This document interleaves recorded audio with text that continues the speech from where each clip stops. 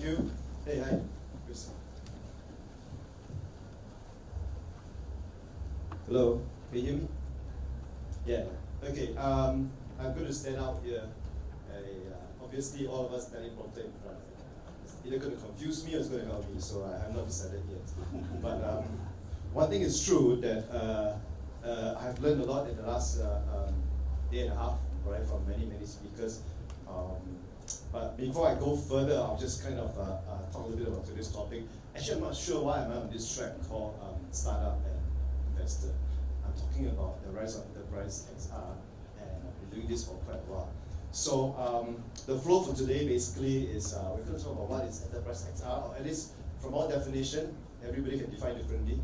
And then we're going to talk about the transition, what happened in the last, since 90s, right, in Southeast Asia, XR adoption, the growth, and so on and so forth. And we're going to talk about the trends today, the market projections. Some looks good, some not so good. And then some examples of XR in Southeast Asia. I'm going to follow on to talk about the use cases that we're working on that will focus on AR for learning, metaverse for community engagement, and also applied games for training and development. So very quickly, okay, very quickly who we are. Basically, immersive, by the way, it's called immersive without the E's, right? Because it's too troublesome. So we are a group, we've been around since 2005, 2007. It's a collective group of XR, AR companies. We've been around focusing on technologies that actually the space we are talking about today. The focus segment has been in defense, healthcare, and definitely in the education space and tourism. We also have built a lot of proprietary business technology here, and hopefully we can introduce you a bit more of what we do. I think I've been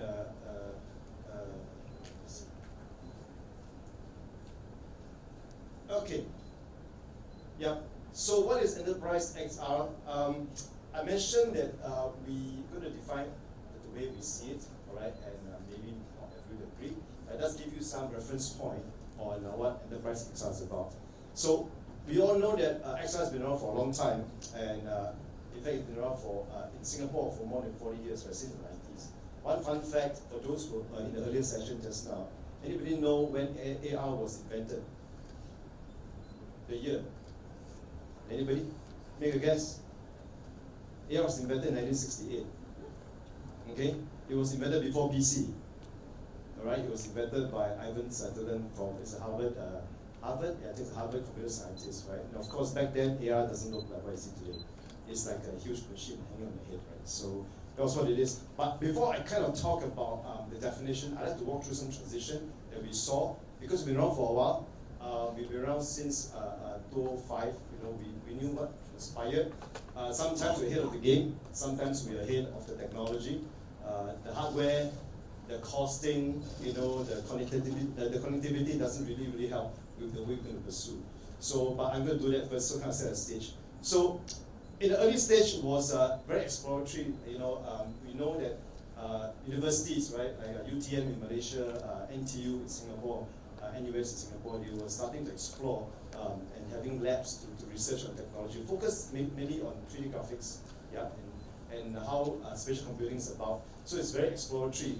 There's a few commercial use cases. I happened to be in I studied architecture in NUS here in Singapore, and as part of it, we were the first batch that were asked to use what we call CAD, computer-aided design software. So we were fortunate and also unfortunate because drawing on the board was much easier, but now you learn how to draw lines on the computer. But what I remember we had two Integraph. Anybody knew Integraph software? Okay, we have silicon graphics, 4 silicon graphics station and a few macro station. All right, for the purpose of 3D rendering. All this technology was just so new, very exciting, but very difficult to use, right? But the purpose was actually even in the education space, we're trying to use technology to help us in the future. Today, without CAD drawing, you can't even submit, you know, for approval.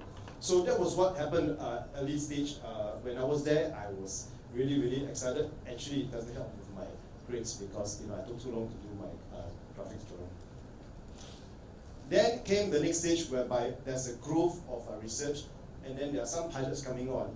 And I think the pilots came both from the public sector and the private sector. The real growth actually was actually in the media, digital media research. They were finding how to use all kinds of media platform or media files, all right, to really process for the purpose, mainly usually for marketing purposes. But we do see that there are some application coming up for tourism, for education, and also for training.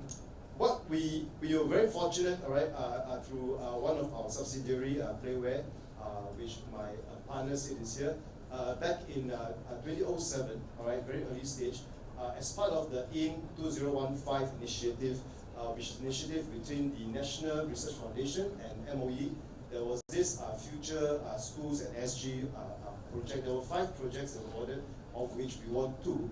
And one of it was Canberra Primary School, which is basically an elementary school. What we did for them was basically, one of the project was creating a virtual world for them. And the virtual world is basically a place whereby they learn a simulated classroom, and built based on our proprietary platform, 3D Hive. That was something that will really, we offer them even authoring tools, editing tools that they can do themselves, management tools, simulation management tools, and so forth. So that was one project that the Ministry of Education in Singapore was going into. The next one, we built something called 4DI. 4DI is actually 14 100-inch interactive screen. Okay, the year is 2007. 100-inch interactive screen. Today, if you buy a 100-inch interactive screen, it's still very painful. But 2007 100-inch screen is very, very painful. We have 14 of it, and it was really to create an immersive world for them to learn about climate and so on and so forth. And then we also built, back then, all right, before Gen AI was really something for AI Avatar, we also built something for Jurong Secondary School called Maven. It's an AI Avatar that's basically essentially like a virtual tutor. So those were the trends. Next, we saw this whole adoption of AR in a space and I call it novelty, AR adoption. And essentially, those early adopters mainly for marketing campaigns. And we do have a very interesting project that we did in 2012. 2012, yes. And the project was with again, with the Ministry of Education in Singapore. In Singapore, for those who are not based in Singapore, you know, the government invests in a lot of this kind of very progressive technology. So we launched what we call, together with our first iteration of our Locomo AR storytelling app, all right, a pocket trip, which essentially is about interactive heritage trip for the students. It was launched to 80,000 students across 150 schools, and it was launched by the back then Education Minister, Heng Swee Keat, who is currently the Deputy Prime Minister. So the whole project was about getting the students out to learn about heritage through interaction with AR technology and mobile app. Then there were a lot of simulation labs that were built, right? And Sid with his team, all right, we built something for the National Institute of Education on climate simulation lab as part of the Future 3 initiative. And also we built something for SMU, which is Singapore Management University, apologies. And that was also for climate change. And that is basically creating a scenario-based view of how you simulate climate change over the next 100 years. So that the interest of all this is getting momentum. And then, of course, in 2016, Pokemon Go came and just changed the whole world on perception of AR, right?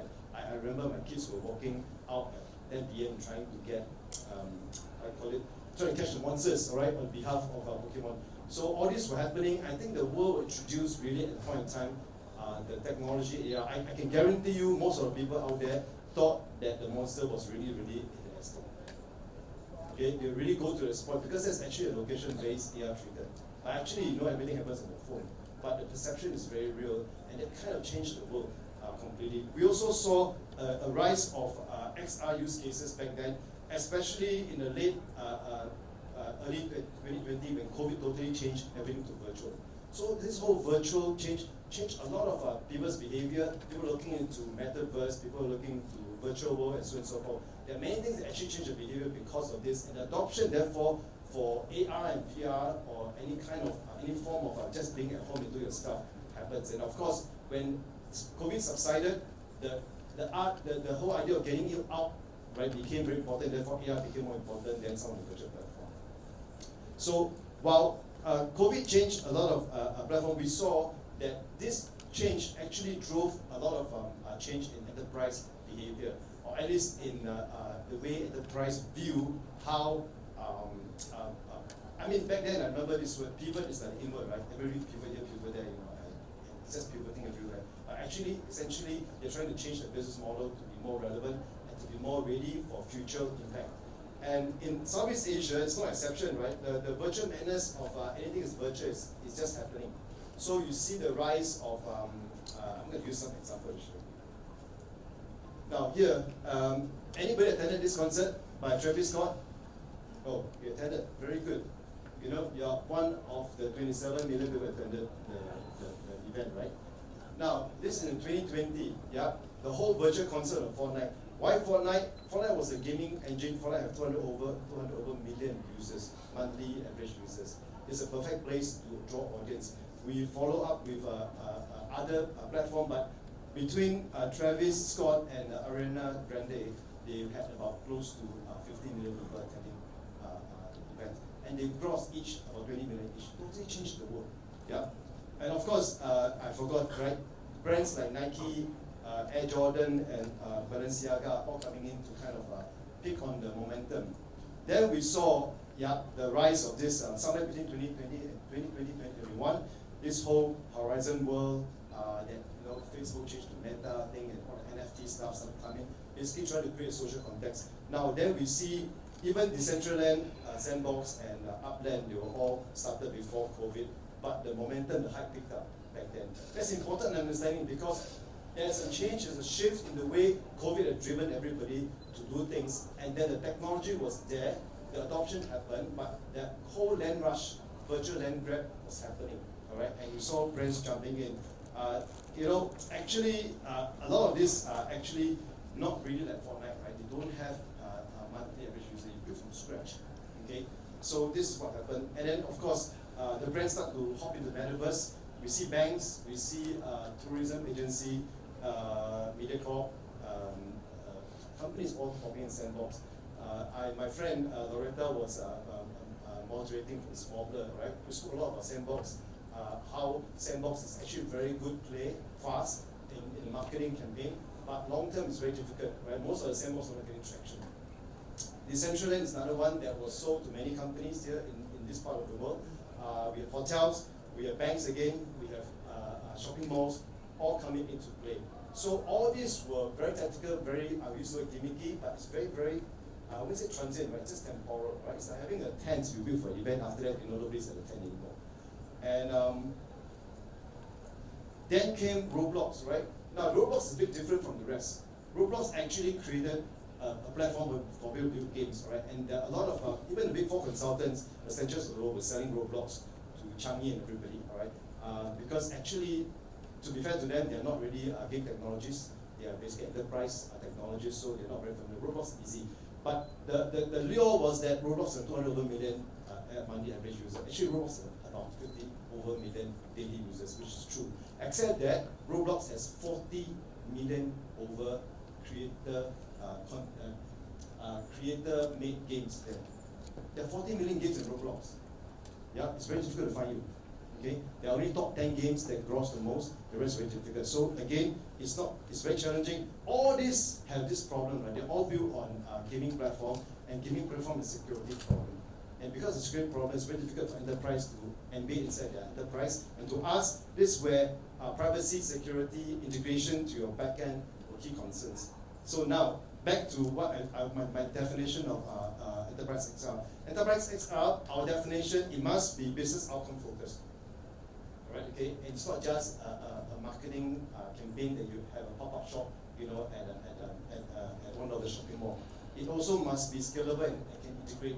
It's all about integration to your ERP, your CRM, and your database. It's very important because otherwise you look at enterprise, right? I came from enterprise software background, and that's where I've learned my trade. And to me, talk enterprise, I talk IT department.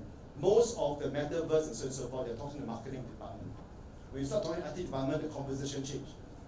Right? Most of things cannot do. Okay? And then security and compliance is another thing that is very important for enterprise, and it's the reason why some of the projects, And then it must be also, in certain cases, complex or mission critical, because these are all very important process that you want to integrate to your future of the company. It must be strategic imperative. It's not just novelty. Okay, and then of course got long-term implementation and strategy. So if you're talking to a client and they have long-term view of how this can be done, it helps a lot for you to kind of define enterprise play, like you're building ERP or CRM system. Okay, demo this. So the trends. So we see that enterprise XR trends is actually a lot in training simulation going forward. This is where our clients telling us, how to use technology like AR, VR to really help with training. We also see that employee onboarding, continuous learning is another use case that is very, very clear in this region. We work with a lot of customers, and I'll share a bit of a use case later, specifically on employee training and development. Next is customer engagement and retail innovation. We also see that the retail are actually trying to transform. I work with one of the top training institutes in Singapore. We actually talk a lot about how do you help the retail to transform business technology. So retail is struggling, and this will help them. Government and public sector initiatives. Interesting, in Singapore, I mentioned earlier, government invests a lot in engagement of citizens. And this is an area that we saw, in fact, the last few weeks we've been talking to a lot of government sector, actually telling us what they need, because they have moved from, trying to understand the next generation is very difficult, trying to engage them is more difficult. So they're finding ways to engage them. And tourism and cultural preservation, this is happening. We just did some tourism project, I'll share a bit quickly. And then also in finance and banking. Now, people ask the question, XR in finance and banking. Actually, anybody use Robinhood to trade? Robinhood, Mumu, Tiger, all this, fintech thing, right? Where did all these people, where their customers? Their customers who do not use your typical Citibank trading platform or your UOB trading platform or HSBC trading platform, because they move to all this cool little toy with gamification. So they are losing engagement with these people. So bankings are actually looking at how to improve the engagement to reach the audience, which basically the next generation. Other than the next generation having their bank account so that companies can deposit their salary, all right, they want to find out how to really, really use that money to really help them to grow. So in Southeast Asia, beyond Singapore, I spoke a lot of Singapore because Singapore is a prime mover of this kind of technology. We also saw in Philippines, tourism is used, AR is used for tourism. We saw also in Malaysia, there's AR art for the park in Penang. And in Thailand, all right, this is Eileen, all right, and she's a virtual avatar. She's the first influencer, virtual influencer in Thailand, right? And she's got a few 10,000 followers. And lastly, in Indonesia, we see a virtual try-on from one of the top cosmetic brands. So things are happening now. The market, according to Statista, is not great, all right? It's about 20 billion combined by 2029, 2030. But we do believe that the market is much, much bigger than this. Okay. Now, we are going to talk about a few use cases. Essentially, there are three category use cases I'm going to talk about today. AR for learning and discovery, metaverse for community engagement, and applied games for training and development. First one, all right, tourism. We have been working tourism board and attraction to leverage AI to enhance tourism discovery. Yesterday, I think you heard from Niantic and Google, all right, how Singapore Tourism Board is engaging them to do this. This is happening. Singapore Tourism Board is very progressive because of the enhancement or augmenting of reality in terms of discovery. It's going to be a key market that will grow. This is our view. So for us, it's a use case that we built. In fact, we built the first location-based travel mobile app called Locomo back in 2019. Yeah. So if you built a tourism app in 2019, what happened to the app? Nobody used that. COVID came, nobody came to, there's no tourists. So we then switched and pivot, all right, to other segments which I'll share a bit later. But essentially, it was something that's high on the tourism agenda. I believe the other tourism board will also be adopting. I know personally the Saudi Arabia tourism board CTO, they implement the whole metaverse in Saudi Arabia, and everybody's trying to do something different, right, to engage the audience. We have this app, and this is actually supported by Singapore Tourism Board. We built before COVID, but since then we have used this app to change the market to address a different segment. One of the biggest things that we have advantage over the rest is that we have a publishing tool that they can actually author and publish themselves. Okay, author, edit, publish themselves. This is a very important component because it helps us understand enterprises. Enterprises want solution that they can actually make adjustment later. They don't depend on someone else for a long time.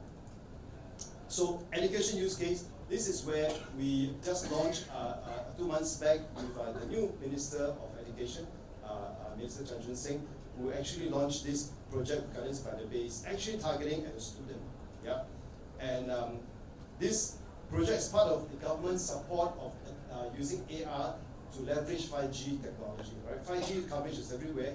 We need to know how to use 5G. So we work with Gardens by the Bay, IMDA, and M1, one of the biggest telcos in Singapore, to really drive this application. So the application essentially is about how we use, students can use AR technology and some of the cooler stuff like visual positioning system to guide students for their interaction, for their POI discovery.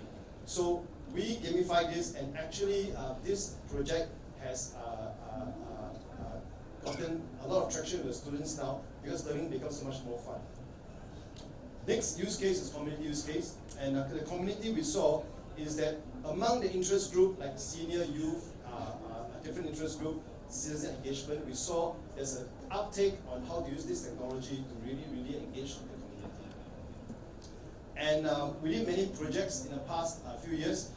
There are projects that were supported by company doing CSR effort at Singapore Pools, seniors getting out using AR. All these are projects that we engage the different kind of NGOs to really go and help the seniors and the youth get out there and understand the heritage of history of Singapore. The next use case, all right, is about the web-based metaverse. So you heard what Alvin said earlier this morning. GAI is actually an enabler for XR application. And the metaverse market, believe it or not, all right, this is a bit dated, but Citibank think there's going to be $8 to $13 trillion here. But the truth is that if you take move a few years because of AI, and move a few $1 trillion, it's $2 trillion industry. So with that, what we do as an organization, we actually help solve the problem because most of the gaming platform that I mentioned to you earlier are actually built on gaming technology. And gaming technology is built on this user data protocol, which is actually not secure. And because of this, a lot of enterprises cannot use all those Fortnite or Roblox for enterprise purposes. So we came up with this platform together with Sid, our CTO, to build something that is based on transient metaverse technology. And the use case here I'm going to show you is by the bank, DBS Bank. Now, our Wish Gupta, who is the CEO of DBS Bank, he said this, right? He said the metaverse technology, while still evolving, could also fundamentally change the way banks interact with customers and communities. That's what he said. Then DBS bought a 3x3 plot in Sandbox and realized actually the limitation cannot achieve what they want to do to actually interact with their customers in a secure manner. Then he said this, given the speed of change, experimenting and learning by doing enable us to best test the potential of various technologies. So exactly what we do with DBS, right? We had a long-term plan with them, we break into phases, and we started to iterate with them exactly how the metaverse can be used to address the market they want to address. And I've got 2 more minutes to go.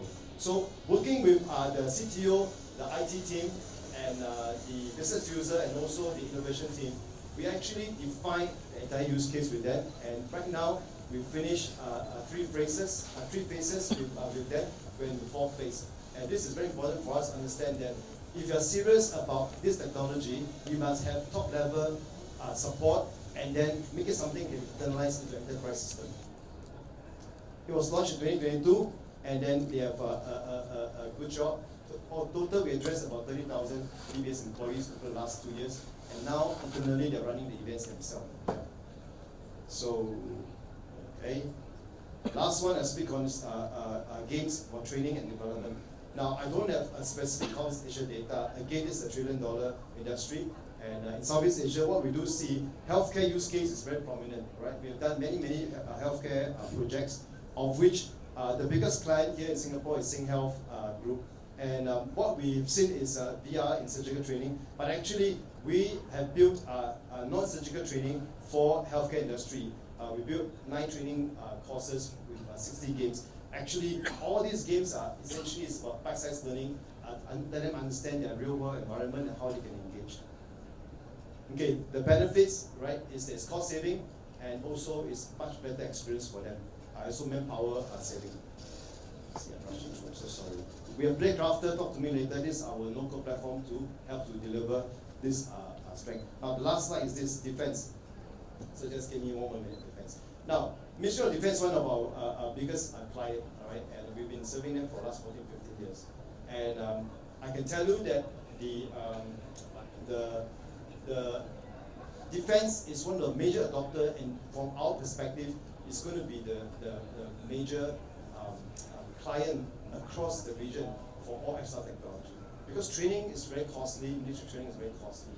And it not only will have issue with risk of injury or casualty, but it actually transformed the way they can repeat their training again and again until it became something that they can understand and also build into their muscle memory on how to do things. So imagine somebody learn to use throw a grenade. Today we only get throw a grenade once, right? But if you throw a grenade 200 times in the virtual world, when they go to the field, it's much safer. So I think with that, I'd like to close by saying that the market that we saw is in the defense space, in the public security, education, tourism, and also in education. These 5 sectors will be the growth engine in our view for XR Southeast Asia because we have worked with clients and they're telling us that's where they will invest. With that, thank you.